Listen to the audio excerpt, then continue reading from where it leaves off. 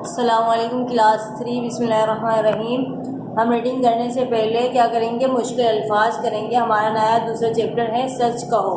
सच कहो ये हमारी नज़म है। इसकी रीडिंग करने से पहले हम मुश्किल अल्फाज करेंगे ताकि आपको रीडिंग करने में आसानी हो। मुश्किल अल्फाज मेरे साथ साथ रीड करें। नंबर 1 है भले, नंबर 2 है मानसो, नंबर 3 है पेशा, नंबर 4 है अजीज़, नंबर 5 है रंज, नंबर 6 है कसूर, नंबर 7 है दिलेर, नंबर 8 है दिलावर, नंबर 9 है बुढ़ा, नंबर 10 है झूठ, नंबर 11 है भूल, नंबर 12 है ज़िल्लत। ये 12 अल्फाज मुश्किल अल्फाज हैं।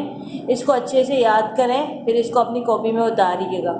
कॉपी में कैसे उतारना है, सबसे पहले आपने टाइटल बनाना होगा। सच कहो इसका टाइटल बनाएंगे आप। इस नज़म का टाइटल बनाने के बाद आप एक पेज राइटिंग करेंगे। उसके बाद आप मुश्किल अल्फाज लिखेंगे।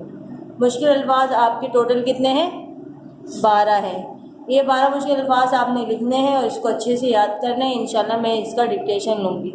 फिर कल हम क्या करेंगे, इसकी रीडिंग करेंगे बुलंद खान। ओके क्लास, अल्लाह हाफिज़।